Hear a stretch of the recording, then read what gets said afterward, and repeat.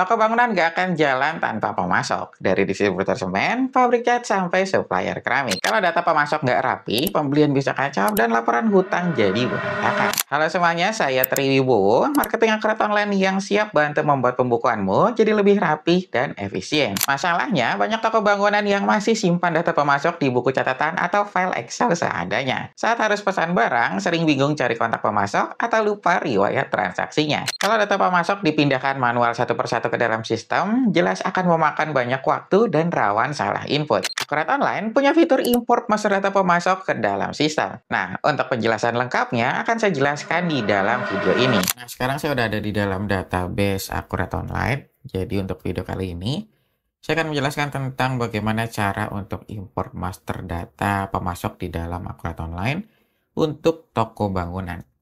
Jadi, nanti kita bisa pakai template Excel untuk import master data pemasok kita ke dalam Akurat Online.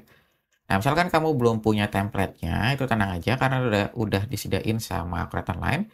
Nanti kamu tinggal klik aja modul pembelian di sini. Nanti di sini ada fitur pemasok. Nanti kamu tinggal klik aja. Nah, kemudian kamu klik yang warna hijau di sini. Nanti di sini ada import data. Nah, nanti di bagian sini ada contoh file. Nah, contoh file ini yang bisa kamu download dan nanti kamu bisa jadikan sebagai template untuk import master data pemasoknya. Nah, nanti hasilnya dia kayak gini. Nah, sebenarnya nanti kalau kamu buka di awal, pasti ada beberapa data yang udah diisi itu untuk gambaran kamu aja. Nah, terus nanti ini tadi saya udah udah hapus beberapa data tersebut, jadi tampilannya kosong kayak gini. Nah, sekarang kita langsung mulai aja. Jadi sebelum kamu import, saya ingatkan lagi kalau kamu nanti sambil baca penjelasan kolom di Akurat Online. Jadi penjelasan kolom ini, jadi template ini maaf, dia ada dua sheet. Yang pertama ini untuk masukin datanya, untuk input data. Nah, sheet yang kedua nanti untuk penjelasan antar kolomnya. Jadi nanti misalkan, kategori nanti untuk ini fungsinya, terus nanti ada pemasok fungsinya untuk ini. Nah, nanti ini adalah penjelasan kolom yang bisa kamu pakai atau yang lumayan lengkap lah kalau saya bilang. Ini untuk panduan ketika kamu import master data untuk pemasok. Sebenarnya untuk master data yang lainnya juga dia ada penjelasan kolomnya. Jadi ya sebenarnya udah sangat membantu banget menurut saya. Nah, sekarang kita langsung mulai aja. Jadi ini contohnya kita kategori. Jadi untuk informasi, untuk yang pemasok ini sebenarnya untuk kolom yang wajib itu hanya kolom nama aja. Selain itu sebenarnya nggak wajib. Jadi kalau misalkan kamu cuma isi pemasok A contohnya, nah itu dia nggak masalah, itu udah bisa diimport ke dalam Akurat Online. Jadi yang paling penting sih, dia semakin detail kamu inputnya, maka nanti hasil akhirnya pun akan semakin detail. Jadi nanti akan makin bagus lah istilahnya. Nah, kalau kamu inputnya sederhana, ya pasti nanti hasil akhirnya pun akan sederhana juga. Nah, nanti kamu tinggal tentuin aja sebenarnya itu ada plus minusnya lah. Nah, terus kita lanjut lagi ke sini, misalkan kita kategori. Otomatis membuatkan nama kategorinya jika belum ada di daftar kategori pemasok. Di set ke kategori default, ini nama defaultnya itu umum jika dikosongkan. Nah, nanti misalkan kamu punya kategori. Nah, kategori ini nanti tergantung dari kebijakan dari perusahaan kamu. Bisa nanti kategorinya itu sesuai dengan jenis barang. Misal kamu retail untuk kebutuhan rumah tangga lah istilahnya. Misalkan, ternyata ini pemasok untuk sampo, nanti ada pemasok untuk sabun. Nah, nanti kamu bisa buat kategorinya sesuai dengan kategori atau jenis barang tersebut, misalkan ya. Atau nanti kita bisa, ini kategori untuk pemasok daerah Bekasi. Nanti kamu bisa masukin Bekasi. Atau nanti ada kategori Jakarta, atau nanti ada kategori Surabaya atau Bali, nanti kamu bisa masukin. Jadi sesuai dengan kategori atau kebijakan yang ada di perusahaan kamu. Nanti kamu bisa tentukan di sini. Nah, kemudian untuk ID pemasok di sini adalah nomor atau dia itu atau penanda pembeda juga untuk pemasoknya. Nah, nanti jika dikosongkan dia akan diset otomatis sesuai dengan template yang ada di Akurat Online. Nah, template itu sebenarnya dia ada di sini. Di modul pengaturan kita ada fitur penomoran di sini. Nah, ini sebenarnya si Akurat Online itu dia udah menyediakan beberapa template yang secara default dari sistem. Nah, template-nya nanti dia hasilnya pasti kayak gini. Jadi nanti kalau kamu pemasok nomor 1, jadi nanti akan 001, terus nanti ada yang nomor 2, 002 kayak gitu dan seterusnya. Nah, ini masih kamu bisa edit lagi, nanti sesuai dengan kebutuhan. Ini kita ada beberapa komponen yang bisa kamu pakai. Jadi nanti hasilnya pun nanti bisa sesuai dengan kebutuhan kamu. Jadi misalkan kamu, oh saya ternyata di pembukaan sebelumnya belum punya penomoran nih mas. Saya cuma nama aja, pemasok A, pemasok B, pemasok C. Nah, kalau di Akurat Online dia harus ada penomorannya karena untuk pembeda. Jadi takutnya kan namanya, misalkan kamu pemasoknya itu namanya pribadi. Misal, kamu biasanya beli sabun contohnya ke pemasok A. Nah, ternyata pemasok A itu namanya sama persis. Untuk yang pembelian sampo, ternyata tapi dia beda orang, namanya pemasok A juga. Nah, itu nanti kamu pembedanya dari si nomor ini. Nomor pemasoknya atau ID pemasoknya. Jadi untuk menghindari kesamaan data dari situ. Jadi nanti kamu bisa ikutin aja sesuai dengan template yang ada di Akurat Online. Atau nanti kamu bisa edit lagi sesuai dengan kebutuhan. Nah, kurang lebih kayak gitu. Nah, terus kita lanjut lagi. Namanya itu siapa? Namanya misalkan kita pemasok A. Kayak gitu. Nah, nanti kalau kamu ada 2 ya kamu tinggal tambah aja pemasok B contohnya. Nah, nanti seterusnya kamu bisa tambahkan. Nah, terus ini adalah kontak untuk si pemasoknya tersebut. Misalkan ada kontak, ada nomor telepon, ada handphone. Nah, ini kamu bisa lengkapin supaya nanti ketika kamu mencatat transaksi, dia kan berkaitannya dengan transaksi pembeliannya. Jadi pas nanti kamu misal catat pesanan pembelian. Ini kan kita udah ada pemasok A nih. Nah, nanti di informasi ini dia akan langsung terisi otomatis. Atau nanti misalkan kamu ada kontak yang kamu isi, nanti kita juga ada fitur di sini namanya fitur kontak. Nah, dia akan muncul di sini. Jadi ini ada kontak yang kamu punya di dalam database kamu. Jadi nanti ada pelanggan, pemasok, sama tenaga penjual. Ini adalah salesman yang ada di perusahaan kamu ya. Jadi misalkan kamu mau ngeliat nih, oh kita mau hubungi pemasok A nih contohnya. Ya nanti kita tinggal pilih aja pemasok A, nanti kalau kita klik, nah dia akan muncul nih nomornya tuh. Apa nomor yang bisa kamu hubungi atau kontak yang bisa kamu hubungi di sini. Nah, nanti fungsinya kayak gitu. Jadi nanti dia munculnya itu di bagian kontak sini. Nah, nanti misalkan kamu nggak mau diisi, oh saya nggak mau diisi mas ya, nanti dikosongin aja nggak apa-apa sebenarnya. Jadi itu opsional aja. Nah, terus kita ada saldo awal juga. Saldo awal ini nanti untuk yang saldo awal utangnya. Jadi ketika kamu input master data, kamu harus tentuin dulu kamu mau cut off-nya tuh per tanggal berapa. Atau nanti kamu mau inputnya di Akurat Online itu per tanggal berapa. Jadi misalkan, oh saya mau per tanggal 31 Agustus mas cut off-nya. Jadi per tanggal 1 September saya mau mulai pembukuan di Akurat Online. Ya berarti nanti per tanggal 31 Agustus kamu hitung dulu semua saldonya. Nah itu kan nanti kamu baru dapat tuh saldo akhir. Baru nanti kamu jadikan saldo awal di Akurat Online-nya. Nah nanti kamu bisa masukin di sini. Misalkan ini kita sambil buka ya. Ini kita dari sini.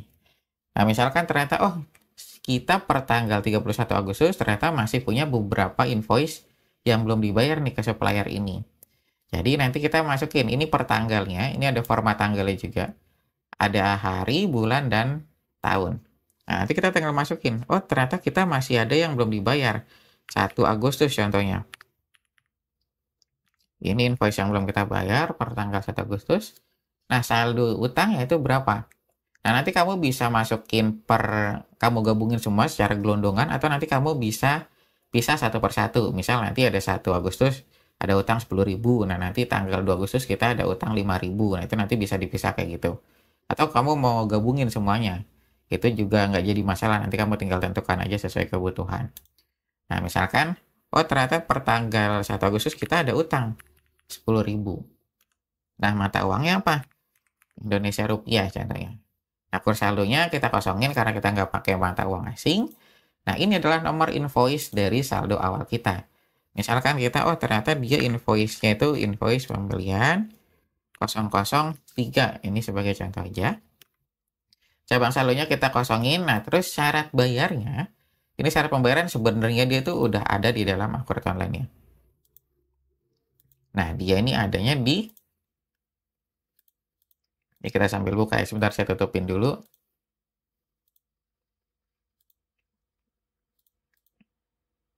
Dia itu ada di sini dia syarat pembayaran. Nah, ini sebenarnya adalah syarat pembayaran yang disediakan oleh Akurat Online. Jadi secara default ini disediakan oleh sistemnya tuh kayak gini bentuknya. Jadi ada net 15, 30, 45, 60, dan net 7. Dan ini kamu bisa masih bisa tambahkan lagi sesuai dengan kebutuhan. Cuma bawaannya itu dia kayak gini. Nah, ini adalah syarat pembayaran yang bisa kamu pakai. Jadi kan kita masukin namanya nih. Misal yang tadi kita invoice itu namanya kita net 30 contohnya atau net 60 deh. Nah, kita tinggal masukin net 60. Kalau nanti kamu net 15 ya berarti nanti kamu tinggal masukin. Nah, ini kan kita baru satu aja nih sebenarnya. Kalau kita ada 2 invoice atau ada banyak invoice gimana, Mas? Ya berarti kita tinggal masukin aja di sini. Misal kita ada utang lagi, oh tanggal 4 kita juga masih ada utang yang belum kita bayar. Ya kita tinggal masukin di sini. Syaratnya salah ya inputnya sebentar. Salah awalnya berapa? Misal oh ternyata dia 25.000. Mata uangnya sama, IDR juga. Nah, dia nomornya berapa? Misalkan dia invoice pembelian 009. Ini sebagai contoh aja ya. Nah, ini net 60. Nah, kalau kamu ada beberapa invoice lagi, ya kamu tinggal tambahin aja di sini. Dan jangan lupa di sini nanti nama pemasoknya itu kamu isi. Dan terus kalau kamu punya beberapa transaksi ini untuk satu nama pemasok, kamu harus masukin ID-nya. ID-nya itu berapa? Misal dia supplier pembelian 0010. Ini sebagai contoh. Karena nanti kita akan mengikat sesuai dengan ID pemasoknya di sini. Kita akan tertuju itu sesuai dengan ID pemasok. Nah, ini kita udah selesai untuk yang saldo awal. Nah, kalau sebelah kanan ini kita ada karakter, angka, dan yang lainnya. Ini nanti fungsinya itu untuk atribut tambahan di Akurat Online. Jadi untuk di Akurat Online itu kita bisa nambahin beberapa kolom untuk atributnya. Jadi misalkan kamu butuh menampilkan beberapa data tuh. Nah, nanti si Akurat Online sebenarnya tuh udah menyediakan, yaitu dari sini masuknya. Jadi misalkan, oh kita mau tahu nih si supplier ini tuh, kita mau masukin nama daerahnya, misalnya ada Bekasi, ada Jakarta, atau nanti ada Bali, itu nanti kamu bisa masukin. Nah, dia nanti ada di sini, atribut tambahan dan pemasok. Nah, sebenarnya dia udah punya beberapa kolom di sini, nanti kamu bisa tambahin. Nah, nanti dia akan muncul di master data pemasoknya. Kayak gitu, cuma itu opsional aja. Jadi kalau kamu nggak pakai juga nggak apa-apa, kamu kosongin aja. Cuma soalnya itu ada beberapa customer saya yang butuh kolom tambahan tersebut, jadi nanti kamu bisa isi. Nah, terus kita lanjut lagi, ini nanti juga kita ada alamat pembayaran, terus nanti ini alamat-alamatnya, terus nanti ada data pajaknya juga, ini nanti kamu bisa isi. Nah, terus yang sebelah kanan, ini dipakai di cabang mana, ini misalkan kamu punya atau pakai add-on yang multi-branch, itu kan nanti kamu pasti bisa nih untuk cabang Bekasi dan cabang Jakarta. Nah, nanti antar cabang ini kan pastinya kamu nggak boleh ngelihat si penama pemasoknya itu siapa contohnya, atau nanti nama pelanggannya juga mau dipisah. Nah, itu nanti kamu bisa ditentukan. Jadi, oh ternyata kalau di Bekasi kita belinya barang A ini kita belinya ke pemasok A contohnya. Nah, untuk barang B kita belinya ke pemasok B. Nah, nanti kan untuk Jakarta nanti beda lagi pemasoknya, itu nanti kamu bisa pisahin. Jika kamu pakai add-on yang multi-brand juga. Cuma kalau kamu nggak pakai, ya nanti dikosongin aja nggak apa-apa sebenarnya. Nah, terus kita lanjut lagi. Nah, ini juga kita ada beberapa alamat untuk pajaknya juga ini di sini. Ini juga nanti kalau kamu lihat di sini, dia kan ada informasi-informasinya nih. Nah, terus nanti ada nama wajib pajak, ada NPPKP, terus nanti ada jenis transaksinya nih untuk transaksi pajaknya. Nah, ini kamu bisa isi. Ada jenis dokumennya juga, terus nanti kamu bisa lengkapin aja. Misalkan kamu membutuhkan untuk data tersebut. Tapi kalau kamu nggak pakai atau kamu nggak mau isi, kamu kosongin aja juga nggak jadi masalah. Kayak gitu kurang lebih. Nah, ini kan kita udah selesai. Jadi kita tinggal simpan aja. Nah, sekarang kita langsung tes untuk importnya. Jadi kita masuk ke dalam sini. Nah, importnya dia juga sama sebenarnya. Masuknya dari yang tadi tempat kita untuk yang download contoh file. Kita masuk dari sini. Nah, ini kita, oh sebentar, filenya kita ambil. Nah, yang pemasok. Kita open, terus kita unggah. Nah, nanti si Akurat Online akan langsung membaca kolomnya secara otomatis di sini. Terus kita tinggal lanjutkan. Nah, nanti udah kebaca nih. Nah, ini sesuai yang tadi kita input. Nah, terus ini kan kita ada sebenarnya ini data yang sama sebenarnya, dari pemasok A, terus nanti ID pemasoknya juga sama. Nah, kalau kamu ada yang kayak gini, jadi ada satu pemasok dengan beberapa transaksi atau dengan saldo awalnya, nah nanti kamu checklist yang bagian ini. Lakukan update data dan simpan saldo awal sebagai tambahan saldo baru jika sudah ada data yang sama pada database. Nah, kalau kamu nggak checklist, nanti yang masuk tuh cuma yang atas aja, yang bawah pasti error.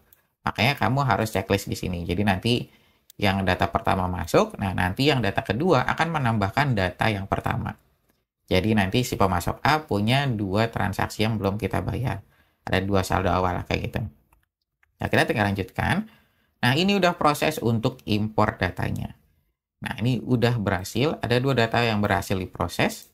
Kalau kita lihat dia udah masuk di sini. Nah, di pemasoknya udah sesuai. Terus ada saldo utangnya juga. Saldo utangnya nanti kita bisa lihat di sini. Oh, kita per tanggal 1 Agustus ada saldo 10.000. Terus tanggal 4 ada 25.000. Sesuai dengan yang tadi kita input di sini. Syarat bayarnya pun dia udah masuk. Jadi syarat pembayarannya net 60. Dan kalau kita lihat laporan utangnya pun dia akan langsung bertambah. Beserta nanti dengan tanggal jatuh temponya juga. Nah, kayak gini. Dia udah lengkap banget. Nah, nanti udah selesai juga 10.000 sama 25.000. Terus kalau kita lihat di kalendernya, kan kita punya fitur kalender juga nih untuk transaksi yang akan datang. Nah, ini juga nanti akan kelihatan. Itu tadi per tanggal berapa? 30 September. Nah, ini ada 30 September. Terus nanti yang satu lagi, yang invoice 004, itu yang ini. Tanggal 3 Oktobernya. Kayak itu. Jadi semuanya udah masuk. Dan nanti kamu tinggal sesuaikan aja dengan kebutuhan. Nah, mungkin sampai sini aja penjelasan yang bisa saya berikan tentang cara untuk import master data pemasok ke dalam Akurat Online untuk toko bangunan.